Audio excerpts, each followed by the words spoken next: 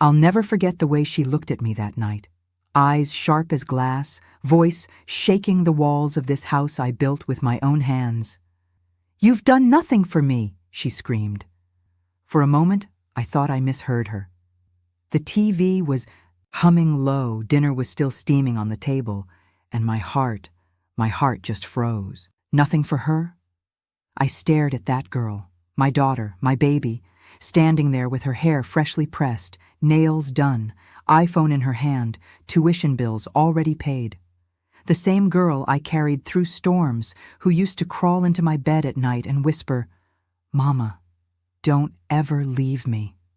And now she stood there, telling me I'd done nothing. The words hit me harder than any slap could. They tore through every sacrifice I'd ever made. Every night I skipped dinner so she could have seconds. Every shift I picked up at the nursing home while my feet bled through my shoes. I didn't shout back. I didn't throw a plate or curse or cry. I just stood there, feeling something inside me shift. She slammed the door to her room, and I heard the lock click. I stood in that kitchen for what felt like hours, staring at the dent her voice had left in my soul. And that's when the thought came, quiet, steady, dangerous. "If she wants to see what nothing looks like," I whispered to myself, "then I'll show her." The truth is, it wasn't always like this. I wasn't always the woman standing in a house too quiet to feel like home. I used to be proud. Of her. Of us. I raised my daughter, Kayla, alone after her father walked out when she was 5. He left with nothing but excuses and another woman waiting in his car. I remember standing on the porch that day, holding Kayla's little hand, promising her that she would never go without love, no matter what it cost me. And oh, did it cost me? 2 jobs, 16-hour shifts, sleep, optional, food, only if she'd already eaten. I told myself it was worth it, every ounce of exhaustion. She was my heartbeat, my reason. And when she got her acceptance letter to Spelman College, I thought, finally, we made it. The tears that fell that day weren't sadness. They were pride, relief, and a whisper to God, "Thank you for not letting me break." But somewhere between freshman orientation and her 2nd year, I lost her. Or maybe she lost me. It started small, calls, ignored, attitude shifting, her voice getting sharper when I asked simple questions. Then came the requests. A newer car, a bigger allowance, designer clothes, so she could fit in. I gave in because I thought love meant saying yes. I thought that's what good mothers did. But love twisted like a rope that year. Every favor I did for her seemed to pull us further apart. I didn't see it then, but I was feeding a fire that would one day burn me. By the time she came home that summer, the air between us felt different. She looked me up and down like I was something she'd outgrown. "Mama," she said, rolling. Her eyes when I asked about her grades. "You wouldn't understand. You never went to college." That cut deep, but I swallowed it. I told myself she was just stressed, that every mother and daughter go through rough patches. But the truth? She was already slipping away into a world where money meant respect, and her mother's love was just an inconvenience. That night, the night of those words, wasn't born from nothing. It was a slow build, years of quiet resentment, things unsaid. Dinner had been simple. Baked chicken, greens, and cornbread, her favorites. She'd barely touched her plate, scrolling through her phone. I mentioned her tuition payment, asked her about the missing receipts, and she rolled her eyes so hard I thought they might stick. Then she exploded. "You act like I owe you something. You've done nothing for me. Nothing. I'm the one doing. Everything on my own." She stormed off before I could even breathe. For a while, I just sat there, my fork heavy in my hand. The air felt thick, like grief had moved in and refused to leave. It wasn't just anger I felt. It was sorrow. The kind of sorrow that ages you overnight. Because what do you do when the child you raised turns into a stranger? What do you do when the love you poured out becomes invisible? You either break or you build something new from the pieces. And that night, I decided I wasn't going to break. I'd show her exactly what nothing looked like. Not with shouting, not with vengeance, but with silence, with absence, with truth. I picked up her untouched plate, wrapped it in foil, and put it in the fridge. Then I turned off the lights, walked to my room, and sat at my desk. I pulled out a sheet of paper, the good kind I save for special letters. At the top, I wrote her name in neat, careful cursive, and beneath it, the first words came easy. My. Dear Kayla, I need you to read this when you have nothing left. I didn't know it then, but that letter would be the start of everything, her downfall, her awakening, and my redemption. They say mothers are born the moment their child takes their first breath, but I became a mother the moment his car door slammed. I still remember that sound, metal hitting metal, echoing through the driveway while little Kayla clutched my leg, asking, "Mama, where's Daddy going?" I didn't have the heart to tell her the truth, that he wasn't just leaving the house. He was leaving us. Back then, we lived in a 2-bedroom duplex on the east side of Atlanta, the kind of neighborhood where you could hear sirens more than birds, where dreams had to fight for air. But I was determined. I was not going to let my baby grow up believing that leaving was love. I picked up every shift I could at the nursing home. Some nights I'd get off at midnight, feet swollen, back aching, only to head to the diner at 6 a.m. to pour coffee for people who didn't even look at me when they said, "Thank you." And every night, no matter how tired I was, I'd peek into Kayla's room. She'd be curled up with her teddy bear, mouth slightly open, the same soft snore she had since she was 2. Sometimes I'd sit on the edge of her bed, brush her hair off her face, and whisper, "You're gonna have everything I didn't." That promise kept me alive. The years rolled by, hard but steady. Birthdays came and went, marked not by gifts but by moments. Balloons from the dollar store, homemade cakes, and off-key singing that filled the house with laughter. Kayla was a bright kid. Sharp as a tack, always reading, always asking questions. She used to say she'd buy me a big house one day, with a porch swing and pink curtains. I'd laugh and tell her I didn't need all that, just her happiness. And Lord, I meant that. Because when you've had your heart split open once, you pour everything you have into what's left. She was what was left, but loving Kayla meant learning how to be everything at once. Mother, father, teacher, provider. When her classmates got iPhones, I got her a refurbished Android. When they went on family vacations, I took her to the park with peanut butter sandwiches and dollar store kites. And for a while, that was enough. She'd laugh, run around barefoot, her curls bouncing in the sunlight. She'd hug me tight and say, "Mama, we're the best team." And I'd believe her. But time changes everything, especially when you start to climb, even just a little. When Kayla hit high school, things started to shift. I'd managed to save enough to move us into a small but decent house in Decatur. The kind of neighborhood with manicured lawns and block parties. It wasn't fancy, but it was safe. That's when the small things began. The look she'd give my uniform, the sigh when I showed up to a parent-teacher conference in scrubs. She'd say, "Mama, could you not wear that next time? It smells like bleach." It wasn't said to hurt me, not then. But it stung. That was the first time I realized she was starting to see the world differently, through other people's eyes. Still, I kept giving. I worked overtime so she could join that summer science program. I sold my wedding ring to buy her prom dress, the one she said would make her feel like someone. And when she got accepted into Spelman, I cried like I'd just been handed the keys to heaven itself. I remember holding that letter, tracing her name printed bold at the top. Kayla Thompson. All those long nights, all that loneliness, it suddenly made sense. I told myself, she'll never struggle like I did. She'll never know hunger or fear or shame. That was the lie I told myself, because protecting her from pain also meant protecting her from responsibility, and that's where I failed her. The first semester, she called home every week. She'd tell me about her classes, her roommate, the cafeteria food. I'd laugh and say, "Girl, you better be studying harder than you're eating." But by the second semester, her tone changed. The calls got shorter. The requests got bigger. "Can you send more money, Mama? My books cost more than they said. I need new clothes for this internship. My friends are going to Miami for spring break. It's not that expensive." Every time I said yes, not because I had it, but because I couldn't stand the idea of her feeling less than anyone else. I pawned my gold bracelet, my mama's bracelet, to pay for that Miami trip. When she sent me pictures from the beach, I smiled and said, "You look beautiful, baby." Then I cried alone in the kitchen because I realized she didn't see me anymore.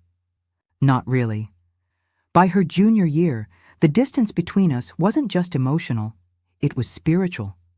She'd visit for holidays, but her phone was her world. She'd talk about her people in the city, how she couldn't wait to move out of this slow town. And I'd sit there, watching her laugh with friends over FaceTime, wondering when she became a guest in her own home. Then came the first real argument. About money, of course. I had asked her to contribute a little from her part-time job toward her car insurance. She looked at me like I was speaking another language. "Mama, you're supposed to take care of me," she said. "That's your job." That sentence stayed with me like a splinter under the skin. My job, not my love, not my choice, not my heart. My job. Looking back, I see it now. The foundation was cracking long before she screamed those words at me. I built our life out of sacrifice, but never taught her what it cost.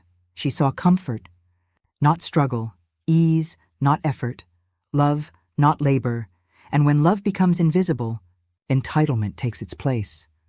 That's what happened to my baby, and maybe, just maybe, to me too. It's strange how change doesn't happen all at once. It sneaks in, quiet, patient, like a shadow stretching at sunset. That's how it was with Kayla.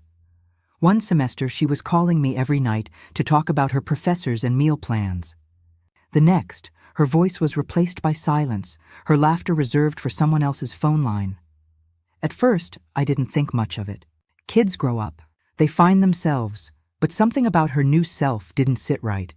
It wasn't just distance, it was difference. Her tone changed. Her words got sharper. There was a new rhythm to her voice, one that didn't sound like home. The first real sign came one Sunday afternoon. She called, said she was coming home for the weekend. I spent the morning cooking her favorites, collard greens, mac and cheese, honey cornbread.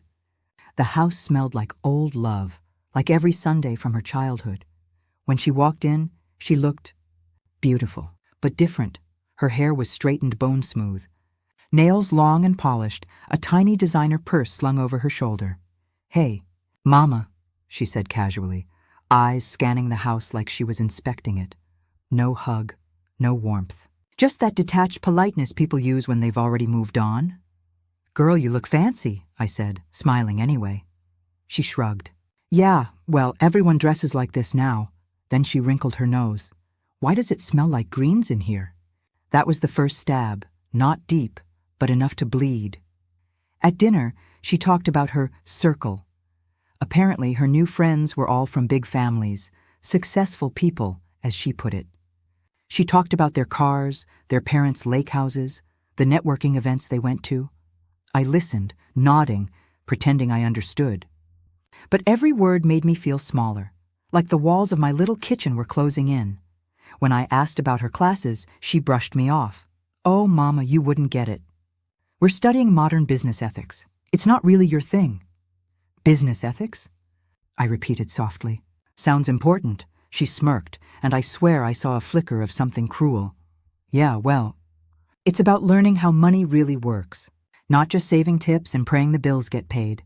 I laughed it off. But that night, when she went out to meet friends, I sat alone at the table, staring at her empty plate. Something in my chest felt hollow. It got worse from there. She stopped answering my calls unless she needed something. Money for books. Money for clothes. Money for projects. One day, I noticed a charge on my card statement from a boutique I'd never heard of. $3.28. When I asked, she said, "Oh, Mama, relax. It's just for my business presentation outfit." You want me to look professional, right? She said it so smoothly, so confidently, I almost believed her, but it didn't sit right, because I knew what that tone was. It was her father's. The same dismissive charm he used when he told me lies wrapped in calm. Smiles. By the summer before her senior year, she barely came home, and when she did, she treated the house like a pit stop. Drop her bags, roll her eyes, complain about the Wi-Fi. I still tried. I still cooked. Still asked about her plans, her dreams, her life. But all I got were sighs and glances that made me feel like an old coat she'd outgrown. One night, I came to her door to ask if she wanted dessert. I heard her talking to someone on the phone, her voice light and teasing. Ugh, my mom?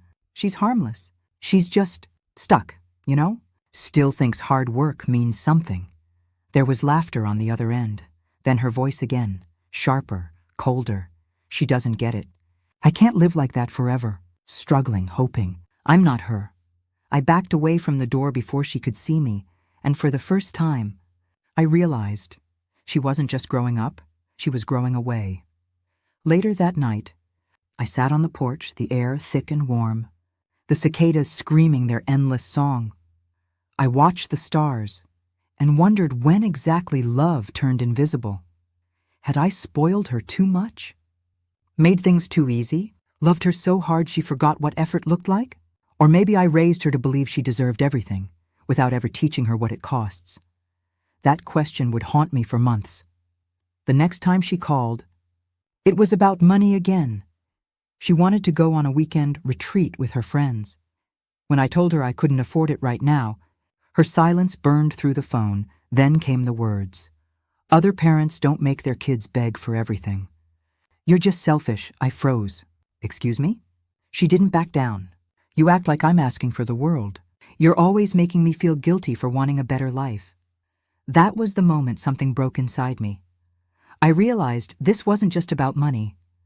It was about values, about gratitude, about a daughter who looked at me and saw limitation instead of love. Still, I tried to reason with her. I told her how much I'd worked, how much I'd sacrificed. She sighed and said, Mama, you're so dramatic. It's not that serious. Not that serious. She hung up before I could reply. And when I set the phone down, I knew I was losing her.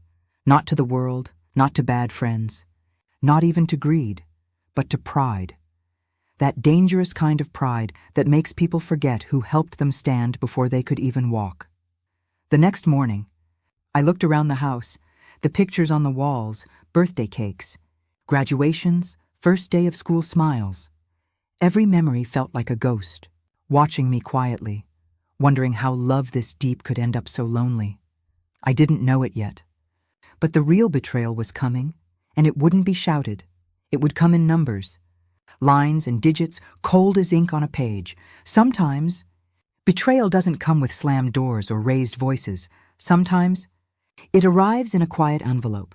That afternoon, I was sorting through the mail like any other day. Bills, coupons, junk. Then I saw it, a thick white envelope from the credit company. Nothing unusual, except the balance. My stomach dropped before I even opened it. I knew the number by heart. The card was supposed to be for Kayla's school supplies, emergencies, the occasional grocery run when I couldn't send her cash. But when I unfolded the bill, my hands started to shake, page after page. The charges rolled out like confessions. $428 at a luxury boutique in Buckhead, $317 at a spa, $79 at a rooftop bar, $200, a resort in Miami, and then the one that hit me hardest, $540 on a Saturday night, listed as luxury auto rentals. I blinked, then blinked again. I thought it had to be a mistake. I thought maybe someone stole her card.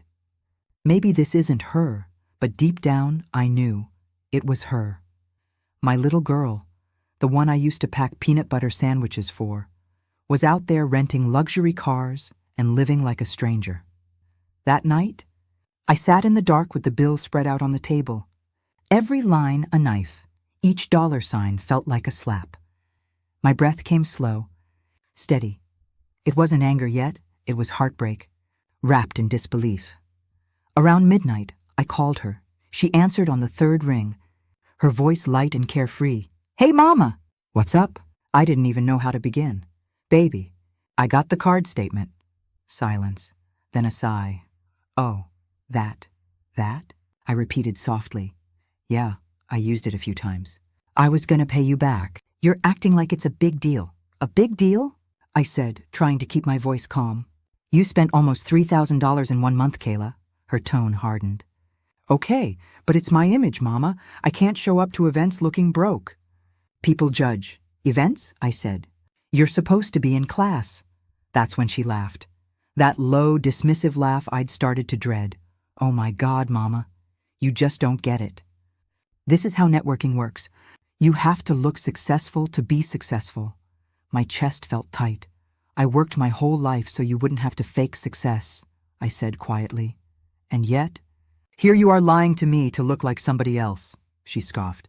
"You're being dramatic. Everyone uses their parents' cards. It's not that serious." "Not that serious," I repeated, my voice breaking.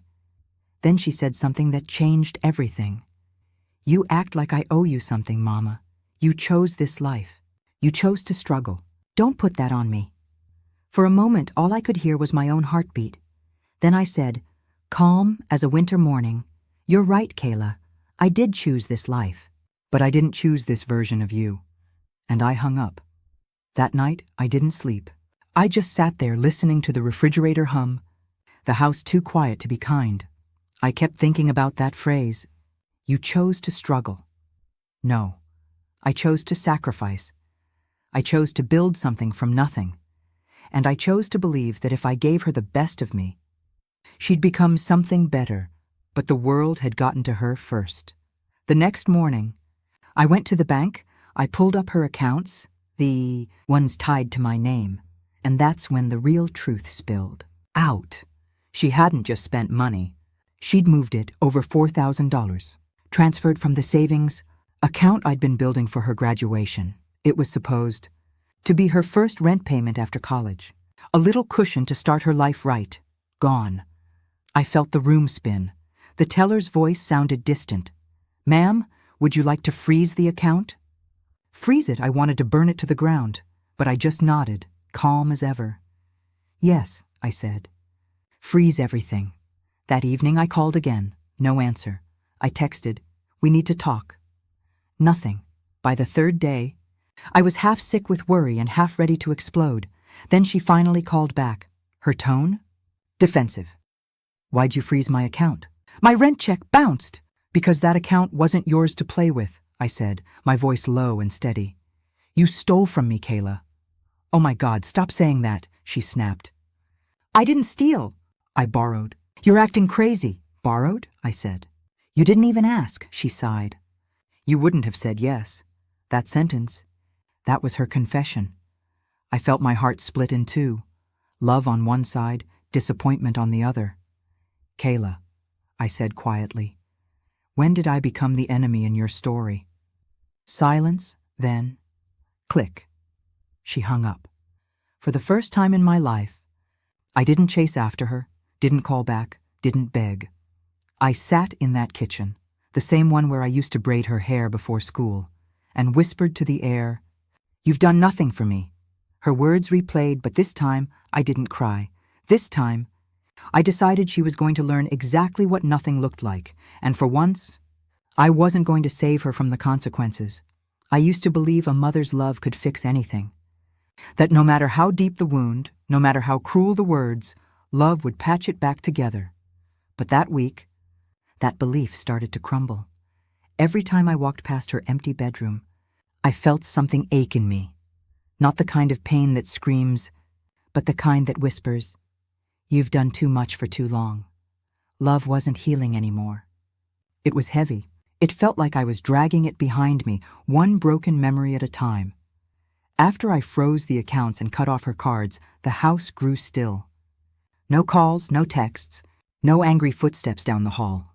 Just the hum of the fridge and the creak of the floorboards reminding me I was alone. At first, I thought the silence would bring me peace. Instead, it echoed, like guilt bouncing off every wall. I'd wake up in the middle of the night, thinking I heard her voice. "Mama?" But it was just the wind, brushing through the trees outside. I'd walk past her photos, the little girl with the toothless grin, the teenager in her graduation gown, and I'd whisper, "Where did I go wrong?" The truth is, I had made a habit of saving her. Every time life tried to teach her a lesson, I stepped in front of it. When she failed her driving test, I blamed the instructor. When she quit her first job, I said the manager didn't understand her. When she overspent, I told myself she was still learning. I thought I was protecting her from the world, but I was really protecting her from herself, and in doing so, I turned my love into a shield she used to avoid responsibility. It's a cruel realization when you finally see that your biggest mistake was loving too softly. A few days later, I went through my old journal. Inside were years of scribbled prayers, notes I'd written after long shifts, letters I'd never sent, little pieces of hope I tucked between the pages like secrets. One entry caught my eye. It was from when she was 12. "Lord, don't let her ever forget who she is. And don't let me forget who I'm raising her to be." Reading that broke me. Because somewhere along the way, I had forgotten both. I had raised a daughter who thought love meant convenience, and I had turned myself into a woman who thought pain meant purpose. The following weekend, my neighbor, Mrs. Jenkins, stopped by. She was one of those women who could read your spirit before you said a word. She looked at me and said, "You been quiet, Lorraine." "Too quiet," I forced a smile. "Just tired. Tired's one thing," she said. "Empty's another." Then she poured me a cup of tea and added, "You can't pour from an empty cup, baby, even for your child." Her words hit harder than I expected. That night, I lay in bed staring at the ceiling, thinking about every time I'd poured from that cup, until there was nothing left but the cracks. Maybe it was time to stop pouring. Maybe it was time to refill. A few days later, Kayla finally called. I almost didn't answer, but old habits die slow. Her voice came through the phone, sharp, defensive, tired. "So, I guess this is how you treat your daughter? You cut me off without warning?" I took a deep breath. "Kayla, I didn't cut you off. You did that when you lied." "Oh my God, Mama, you're so dramatic," she said. "It's just money. You always make everything about you." That one hurt. Because for years, everything was about her.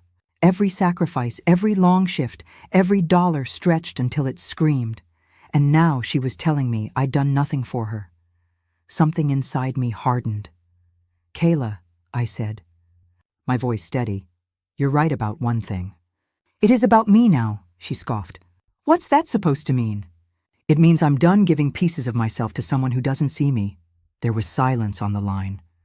Then she muttered, "Whatever," and hung up. I didn't call back.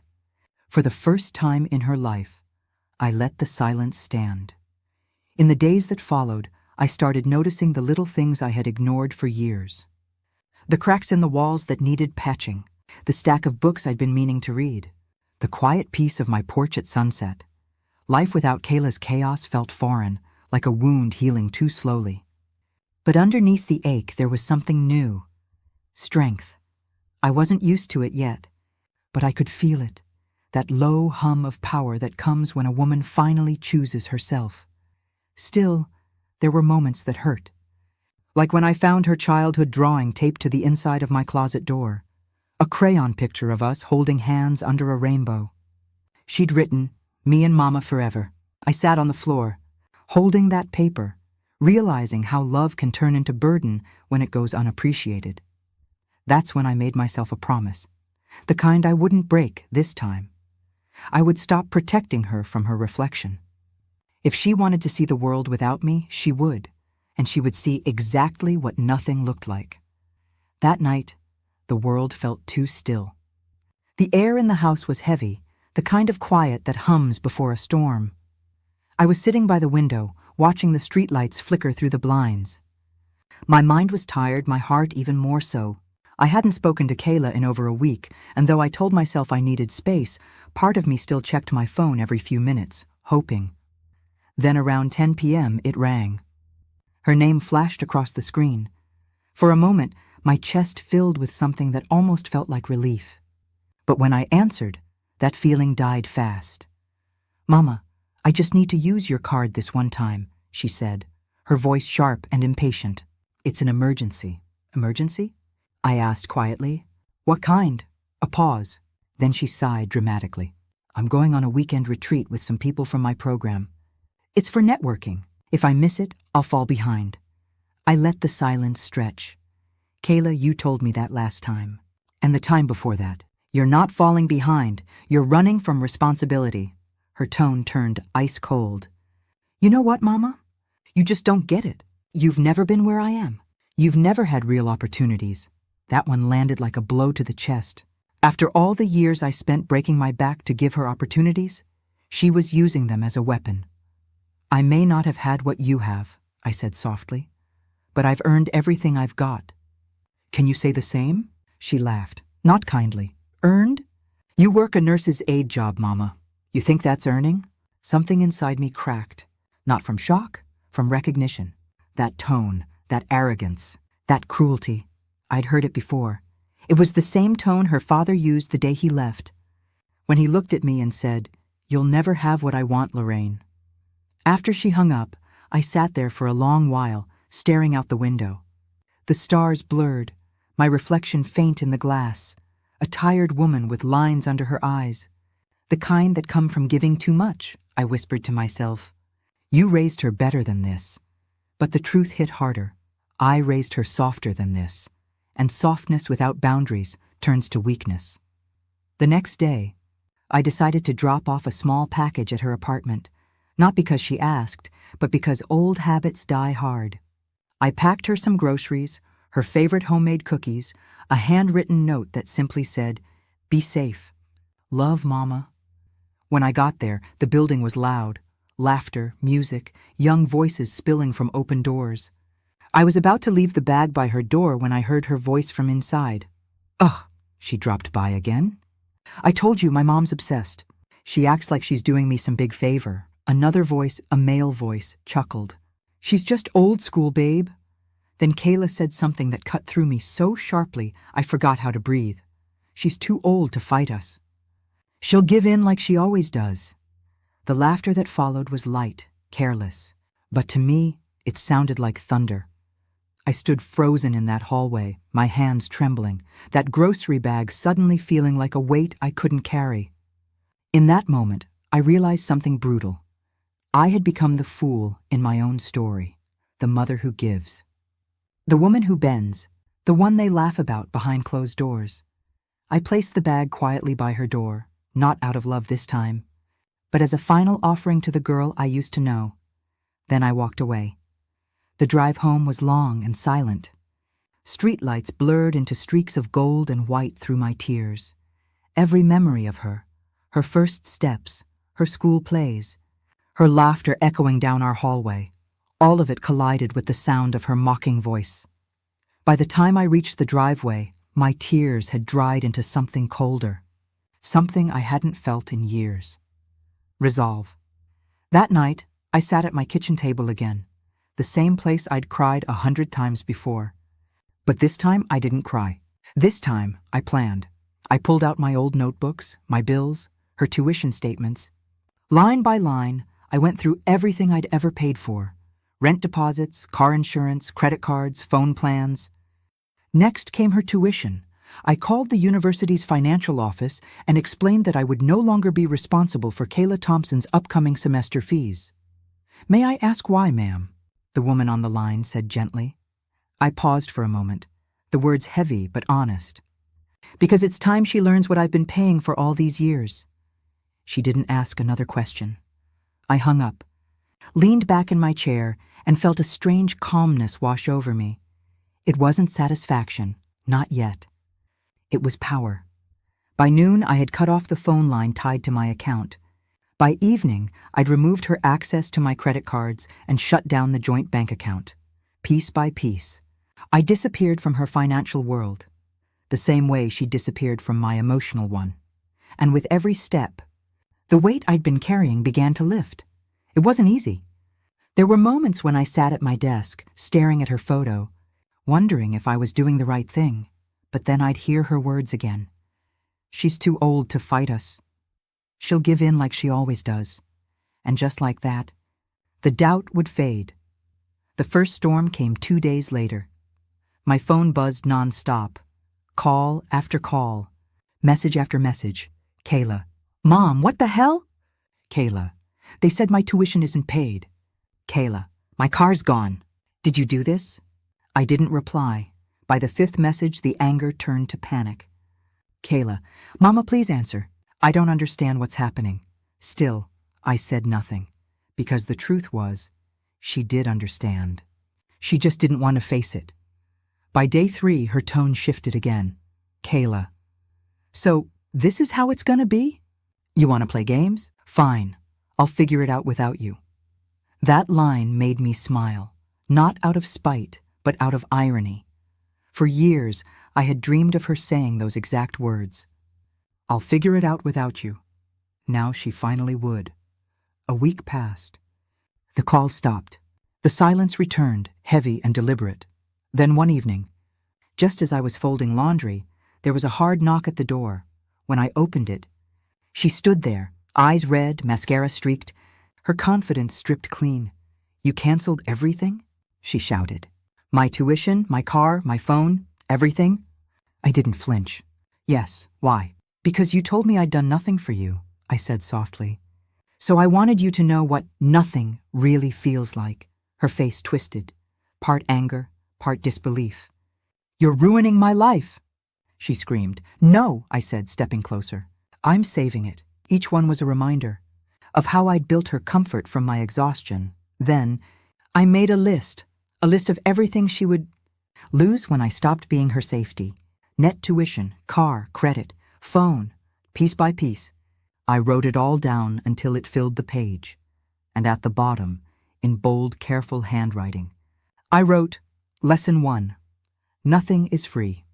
For the first time in years, I slept through the night. Not because the pain was gone, but because I finally knew what to do with it. She had taken my love for granted, turned it into leverage, and mocked it in the same breath. But she forgot one thing. I didn't survive all those years alone just to be broken by my own child. The morning after that hallway moment, something inside me changed. I woke up before sunrise, made myself coffee, and for the first time in years, didn't reach for my phone to check if Kayla had texted. I didn't wait for her calls anymore. I didn't rehearse what I'd say if she apologized. I just sat in silence, watching the steam rise from my mug and let the peace of detachment settle in. Because sometimes the most dangerous revenge isn't loud. It's quiet. It's when you stop explaining yourself and start acting. I started with the car, the shiny little black sedan I'd co-signed for, the one she called her baby. I still remember the day we picked it up. She'd squealed, hugged me tight, promised she'd handle the payments. But of course, those payments had become mine. That morning, I called the dealership. Yes, ma'am, this is Lorraine Thompson. I'd like to terminate the lease. The man on the phone hesitated. You want to return the vehicle? That's right, I said. Effective immediately. It's under my name, isn't it? Yes, ma'am. Then it's coming home. My voice didn't shake once. You just can't see that yet. She clenched her fists, her breath shaky. I hate you. I nodded slowly. Then at least you feel something. That's a start. She let out a sharp cry and stormed off into the night. Slamming the door so hard the frame rattled, I stood there, my heart breaking and healing all at once. That night, I wrote in my journal again. Today I chose tough love over easy guilt. Today I stopped being her cushion. Maybe one day she'll thank me. Maybe she won't, but at least she'll learn. I closed the book and whispered a prayer, not for peace, but for strength. Because this wasn't the end of the storm. It was only the beginning. 2 days later, a letter arrived from the university addressed to Kayla. It was a notice of withdrawal. She had officially been dropped from her classes. I held the letter in my hands for a long moment, feeling the ache of what I'd just done. I hadn't just taken away her comfort. I'd taken away her illusion, and sometimes that's the only way a person learns what reality feels like. I placed the letter on her bed, the same bed she used to crawl into when thunderstorms scared her. Then I whispered to the empty room, "This storm, baby, you'll have to face on your own." I wrote it by hand, not typed, not printed, written. Because words feel different when you have to carve them out of your soul with ink. The letter wasn't about punishment. It was about truth, the kind I'd been too afraid to say while she was still listening with arrogance instead of understanding. It took me 3 days to finish. 3 long nights of writing, crossing out, crying, and rewriting. When it was done, I sealed it in an envelope with her name, Kayla, written in the same looping cursive I used to sign her school permission slips. But this one wasn't asking permission. It was setting her free. The first line came easily. My dear Kayla, I'm not writing this to hurt you. I'm writing this so you'll understand what hurt looks like from my side. I paused, letting the words sink in on the page. Then I continued, slower this time. You told me I've done nothing for you. So let me remind you what nothing has looked like all these years. And from there, I listed it, not out of bitterness, but clarity. Nothing. Was working double shifts so you could go to school with shoes that didn't fall apart. Nothing. Was staying up through the night at the hospital, wiping other people's parents while mine went unvisited. Nothing. Was selling my wedding ring so you could wear that prom dress you said made you feel worth something. Nothing. Was the empty fridge I hid behind a smile when you had friends over, pretending I'd already eaten. The pen shook in my hand. But I kept going. If that's what nothing looks like, then baby, I hope one day you love someone enough to give them as much of your nothing as I gave you. I leaned back and wiped my tears with the side of my wrist. The house was quiet, just the soft ticking of the clock and the hum of the refrigerator. I thought of her as a little girl, sitting cross-legged on the kitchen floor, trying to help me fold laundry. She used to say, Mama, you make hard things look easy. And maybe that was the problem. Maybe I made sacrifice look too simple. Maybe she never saw what it cost. The next part of the letter was harder to write, the part that wasn't about her, but about me. I need to tell you something, Kayla. I failed you too. I failed you by making your life too easy, by confusing love with rescue, by saving you so many times that you never learned how to save yourself. I thought I was giving you wings, but I was really clipping your strength. I stopped there, stared at those words for a long time. It's not easy to confess to your own child that you helped break her, but truth isn't meant to be easy. It's meant to be real. Then came the final part, the one that would make her listen. Everything you had, your car, your tuition, your phone, your credit, was built on my sacrifice. Not your entitlement, not your charm, mine. And I took it all away, not to destroy you, but to show you what happens when you take love for granted. Because love, my dear, is not a debt you collect. It's a gift you respect. You said I've done nothing for you. But after this, maybe you'll finally see that the greatest thing I ever did was stop. When I reached the end, I signed my name, Love Always Mama. And then, beneath that, I added one final line. Until you learn what love costs. I can't give you more of mine. I sat there for a while, staring at it, my tears dripping onto the paper, blurring the ink like tiny ghosts of forgiveness. Then I folded it carefully, slid it into the envelope, and placed it on her bed, right next to the notice from her college. For days, I didn't hear from her. I wondered if she'd read it, if she'd crumpled it, if she'd thrown it away without a thought. Part of me hoped she had, because that would mean she still had pride left. The other part hoped it had broken her the way her words had broken me. On the 5th day, my phone finally buzzed. A single text, Kayla. I got your letter. I didn't reply. 2 hours later, another message came. Kayla, you didn't have to go that far. Still, I said nothing. Then a third, Kayla. I didn't know it was that bad. Mama, I didn't know you sold your ring. My throat tightened. I set the phone down, closed my eyes, and whispered, now you do.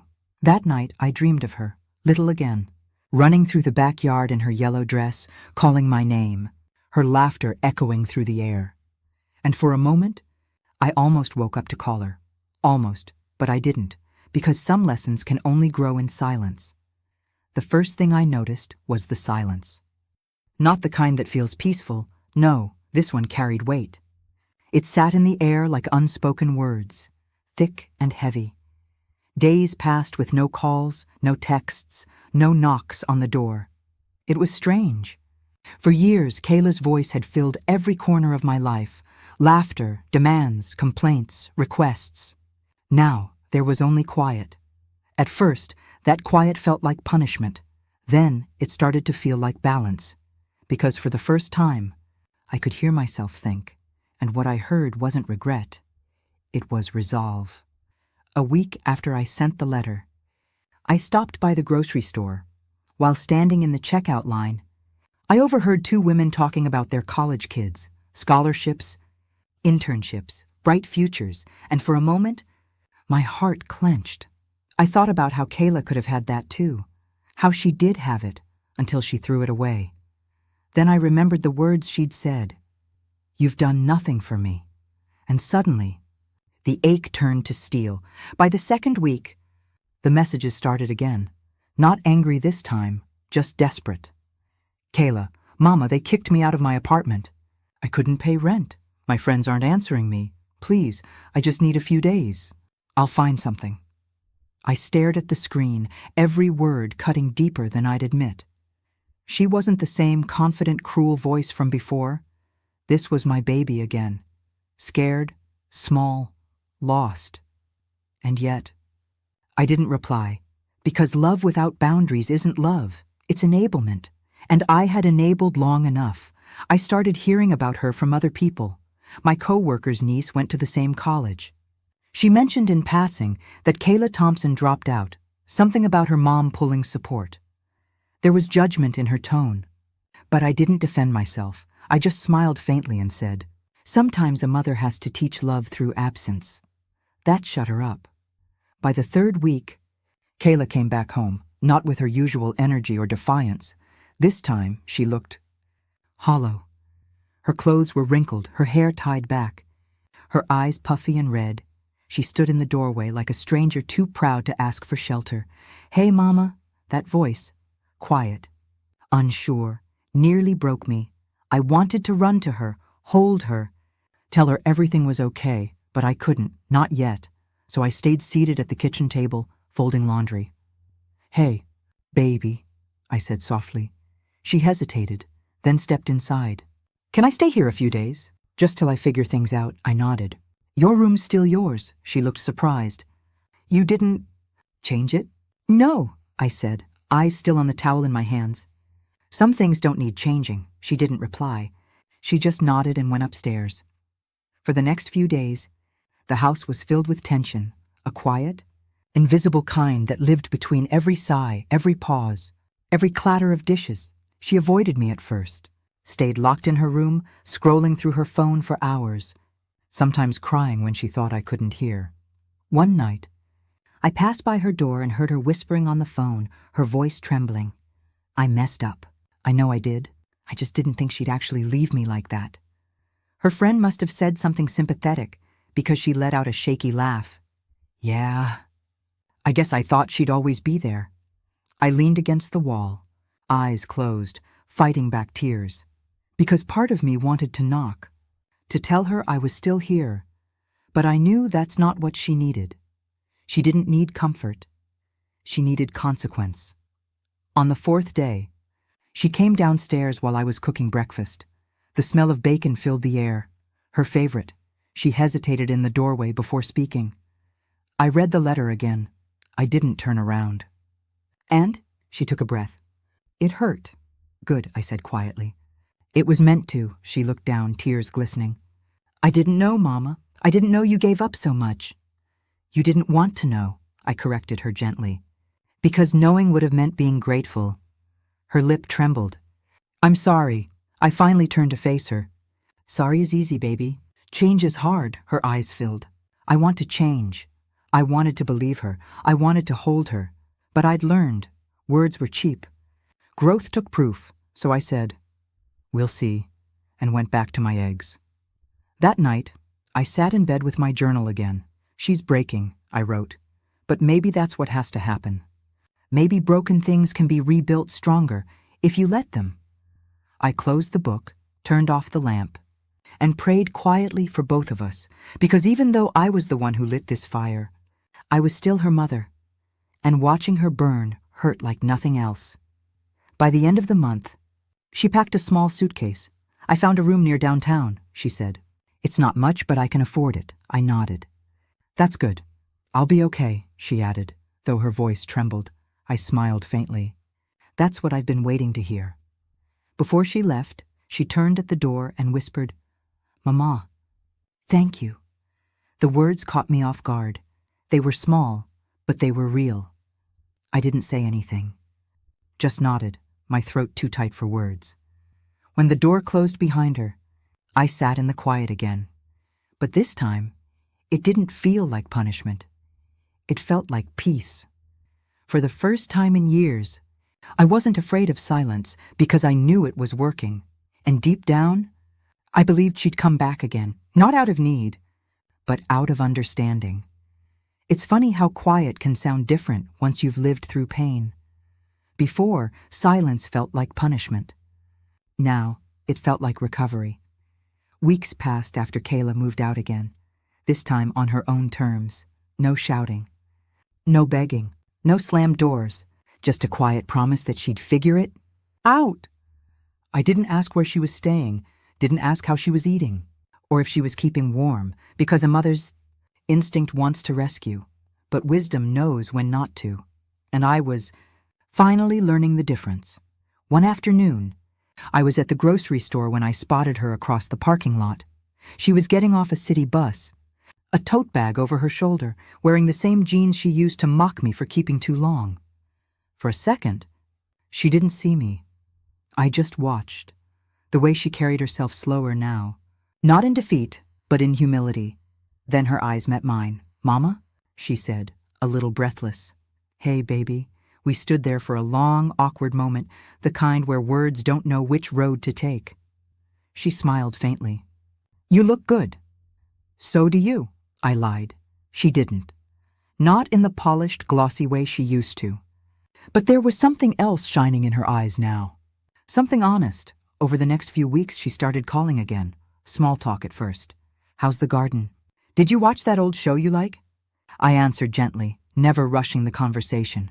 I didn't want to scare her off with expectations. Then one day she asked, Can I come by? I hesitated. Not because I didn't want to see her, but because I didn't want to fall back into old habits. Just for dinner, she said quickly. I'll bring dessert. And she did. A half-melted pecan pie from the corner store, wrapped in too much plastic and hope. We sat at the table like old friends instead of mother and daughter. The conversation was careful, small but steady. She told me she'd gotten a part-time job at a bakery. It's not glamorous, she said. But it's honest, I smiled. That's more than enough. She looked down, picking at the crust. I used to think money made people worth something. And now? I asked. She met my eyes, her voice soft but steady. Now I think respect does. That was the first moment I believed. She might really change. But trust isn't built in one dinner.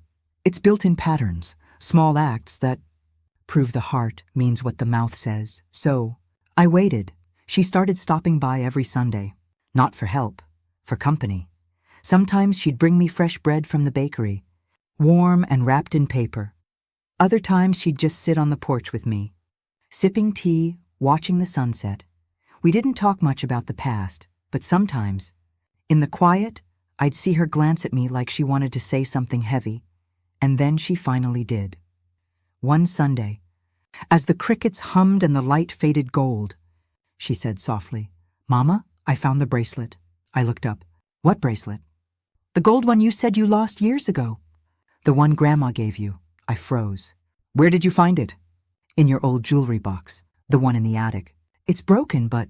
Her voice trembled. You said you sold it for my prom dress. I swallowed hard. I did. I pawned it. Someone must have found it and returned it to the shop years later. She nodded slowly, then whispered, I didn't deserve that dress. Tears pricked my eyes. Maybe not then, I said, but maybe this version of you would have. She reached across the porch table and took my hand, a simple, wordless gesture that said more than any apology ever could. Over the next few months, I watched her rebuild her life, piece by piece. She saved money, paid her own bills, even started taking night classes at the community college. Not the fancy university she once flaunted, but a place where effort mattered more than image. And every time she told me about her progress, I made sure to say the same 3 words I hadn't said enough before. I'm proud of you. Because I realized something, sometimes. Healing isn't about forgiveness, it's about recognition. Then one evening, she came by again, holding a worn envelope in her hand. I wrote something, she said. I raised an eyebrow. A letter? She nodded, smiling nervously. I thought, maybe it's my turn. She handed it to me and whispered, don't read it now, later. I waited until she left, then I sat by the window. The same spot where I'd written mine months ago, and opened hers. Mama, I don't expect you to trust me again overnight. I don't expect you to forget what I said, or what I did. I just need you to know, that letter changed me. I used to think love was about having someone fix things for you. But now I know love is about facing the things you broke. You didn't ruin my life, Mama, you saved it.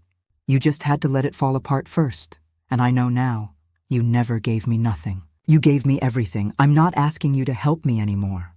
I'm asking you to believe in me again. Love always, Kayla. When I finished reading, I pressed the letter to my chest and cried, not from pain this time, but from release, because that's what healing sounds like, not shouting. Not begging, just quiet truth coming full circle. That night, I texted her one sentence, you've earned your second chance. And for the first time in a long time, I slept without a single tear. The next morning, I was out on the porch watering my plants when I saw her walking up the path. She wasn't rushing like before, no phone in hand, no false confidence in her stride. Just calm. A steady kind of calm that only comes from facing your own storms. She had another envelope in her hand, but this one was smaller, sealed tight, edges soft from being carried around too long. Morning? Mama, she said, smiling shyly. Morning. Baby, she held out the envelope. I know you just read my last letter, but I need you to have this one too. It's different. Her voice trembled, but her eyes didn't. That's how I knew. This wasn't guilt talking anymore. This was growth. I took the envelope, but didn't open it right away. Instead, I looked at her and asked softly, you eating enough? She laughed through a sniffle. Yeah, I even learned to cook something other than instant noodles. Oh, Lord, I said, smiling. Miracles do happen, we both laughed. Real laughter this time, not the nervous kind. It felt strange at first, then warm. Like hearing a song you used to love come back on the radio. After she left, I sat on the porch swing with the letter in my lap. The sunlight filtered through the trees, soft and golden. Just like the mornings when she was little and used to sit beside me drinking chocolate milk while I sipped my coffee. I took a deep breath, opened the envelope and began to read. Mama, I spent the last few months thinking about that line in your letter. Until you learn what love costs. At first, I thought it meant I had to work harder or save more money, but now I understand it meant something else. I had to lose everything that wasn't love, the friends who laughed when things got hard, the pride that kept me from saying sorry, the version of myself that wanted to be admired instead of respected. I had to let them all go to see what you were trying to show me all along. I paused there, my hands shaking slightly. It felt like reading a confession and a prayer at once. I'm not asking for forgiveness because I think I deserve it. I'm asking because I want to earn it. One day at a time, I found a second job, Mama. It's not much, cleaning offices downtown, but I'm paying off what I owe you, even if you never cash a single check, because I need to know I gave something back. And there's one more thing. I'm applying for a scholarship fund, not for me, but to start one, for kids with single parents who work nights. I named it after you. My breath caught in my throat. It's called the Lorraine Fund, because I finally get it. What strength really looks like. And I want to honor the woman who showed me. You didn't give me nothing, Mama. You gave me the blueprint for everything. Love, Kayla. I couldn't finish reading before the tears came. They weren't the loud kind. They were quiet, steady, the kind that wash away years of pain without asking permission. For a long while, I just sat there letting the letter rest on my lap, sunlight warming the ink where her words had lived. And in that stillness, I realized something. This wasn't about forgiveness anymore. It was about recognition. She had finally seen me, not just as her mother, but as a woman who had bled for love and survived it. That evening, she came back over for dinner. No invitation. She just showed up, holding a paper bag with her favorite takeout. "I figured we could eat like old times," she said, grinning. I nodded, wiping at my eyes before she noticed. "You remembered what I like?" "Of course," she said. "Fried catfish and coleslaw. I owe you at least a few meals." We sat at the table together, and for the first time in years, there was no tension between us. Just laughter, small talk, and comfort. At one point, she reached across the table and said, "Mama, I know I hurt you bad. I can't undo that, but I promise I'll spend the rest of my life honoring what you gave me." I covered her hand with mine. "You already started, baby." And just like that, the air shifted, lighter, freer, like something sacred had finally exhaled. Later that night, as I washed the dishes, I caught her humming in the living room, a soft tune I hadn't heard since she was a child. I leaned against the counter, listening, smiling to myself. Because that sound, her humming, it wasn't just noise. It was peace coming home. Before bed, she handed me another piece of paper, folded, handwritten, still warm from her hands. "It's not a letter this time," she said. "It's an application. For something you'll need to sign." I raised an eyebrow. "What is it?" She smiled. "You'll see." After she left for the night, I unfolded it. And there it was, an official form for the Lorraine Fund Scholarship. At the bottom was a signature line labeled "Founding Inspiration." She'd left it blank for me, and for the first time in years, I felt something I hadn't felt since before her father left. Pride without pain. That night, after she left, I sat at the kitchen table with that scholarship form spread out in front of me. The Lorraine Fund. My name, the same name she once rolled her eyes at, now written in print bold enough to live beyond both of us. For a long time, I just stared at it, fingers brushing the line where she'd written, "Founding Inspiration." I should have been proud. And I was. But beneath the pride, something deeper stirred. A voice that whispered, "Don't let this moment end with words, because words can be beautiful, but they fade. Actions, they build legacy." The next morning I called her. "Come by the house this evening," I said simply. "I've decided about the scholarship." Her voice on the other end was bright, hopeful. "You'll sign it?" "We'll talk when you get here," I said. I could practically hear her smile through the phone. All day I cleaned the house, not because it needed it, but because old habits die slow. I cooked her favorite meal, baked cornbread from scratch, and set the table like it was Sunday dinner. When she walked in, she looked at the spread and laughed softly. "Mama, you didn't have to do all this." "Yes, I did," I said. "Because we're not just eating tonight. We're sealing something." After dinner, I brought out the scholarship papers. She sat across from me, eyes wide with anticipation, as I held them in my hands. "Before I sign," I said, "I want to add one condition." Her brow furrowed. "Condition?" "Yes," I said. "Something that makes sure this isn't just about your change. It's about how you use it." She leaned forward, listening carefully. "You've seen what it means to lose everything," I continued.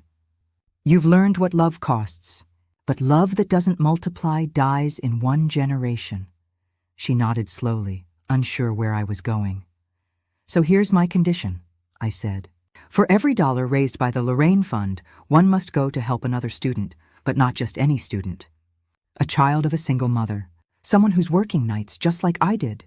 Her lips parted, eyes glistening. I mean, I said softly, "you'll help the next version of us." She covered her mouth, tears spilling over. "Mama?"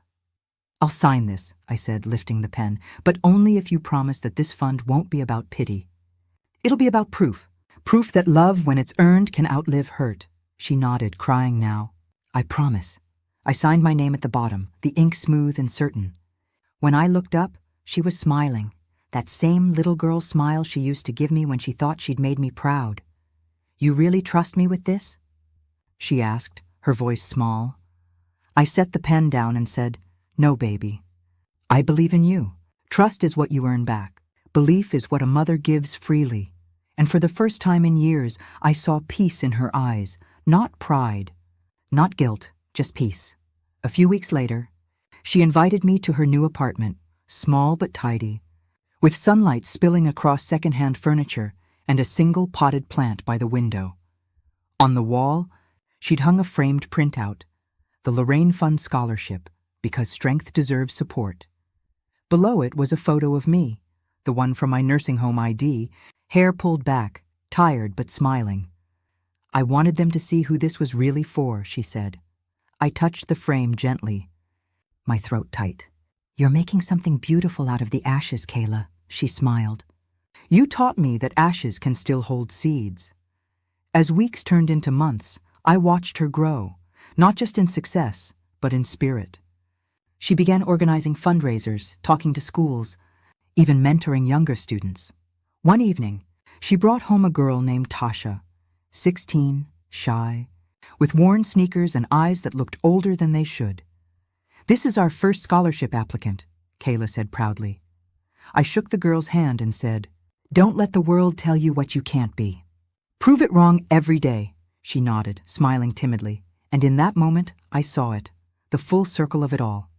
The lesson had rooted itself beyond just me and Kayla. It was blooming. Later that night, after everyone had gone, Kayla and I sat outside on the porch. The cicadas hummed, the air smelled of magnolia and something new. Peace, maybe. Mama, she said quietly, do you ever wish you hadn't cut me off? That maybe it could have gone differently? I took a slow sip of my tea before answering. No, I said softly, because sometimes the only way love survives is if you let it hurt first. She nodded, tears shining under the porch light. I think I understand that now. Before heading inside, I pulled her into my arms. For the first time in years, she didn't resist. She just sank into me, not as a daughter trying to prove herself, but as a woman who finally understood her mother. And in that embrace, I felt something unspoken pass between us. Forgiveness, gratitude, legacy, all tied into one steady heartbeat. It's strange how quiet the house feels when peace finally moves in. No more shouting, no more tears, soaking the floorboards, just stillness, the kind that hums like a prayer answered. Too softly to hear at first. Months had passed since I'd signed that scholarship form, and every day since, I'd watched Kayla bloom like she'd been waiting her whole life for sunlight. The bitterness that used to live in her eyes was gone. In its place, there was something I hadn't seen in years, humility and gratitude.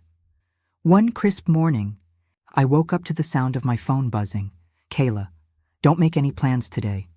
I'm picking you up at noon. Dress nice, I laughed out loud. Dress nice? At my age, that could mean anything from Sunday church to a trip to the courthouse. When she pulled up, she was wearing a simple navy dress, her hair in soft curls that framed her face.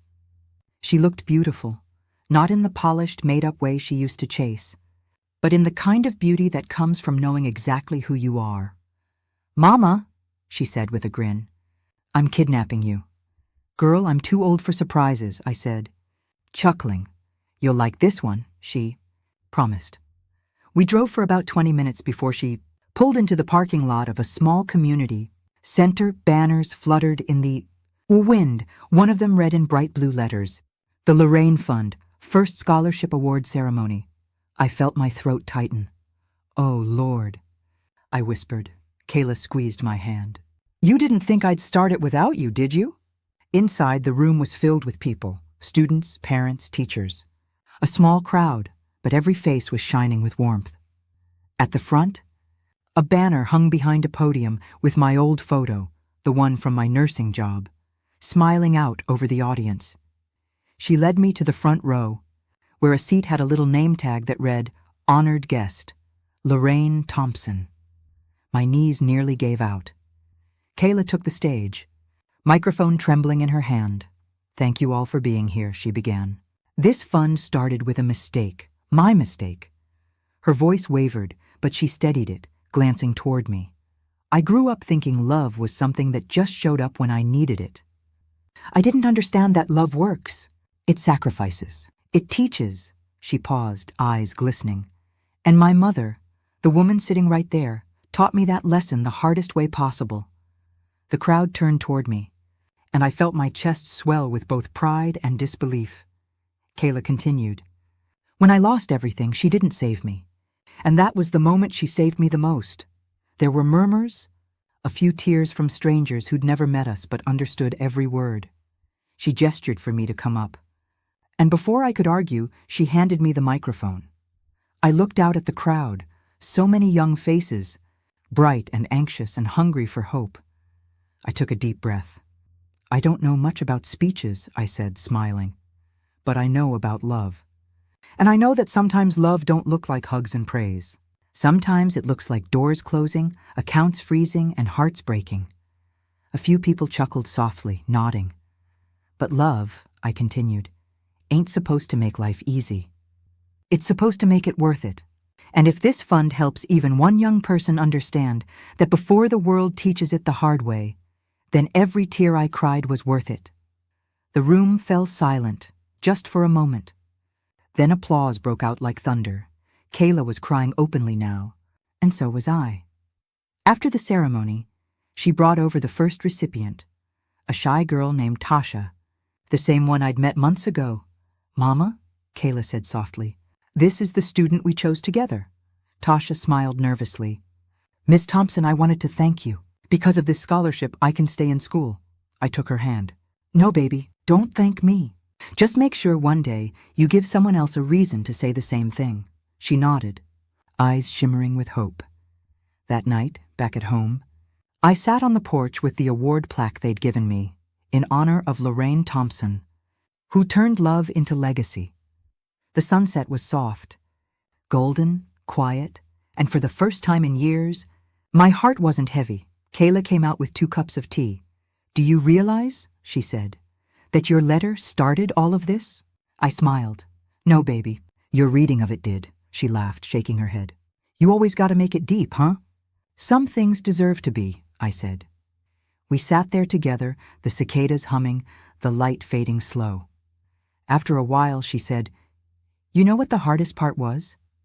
What's that? Forgiving myself, I nodded. That's the real test of growing up.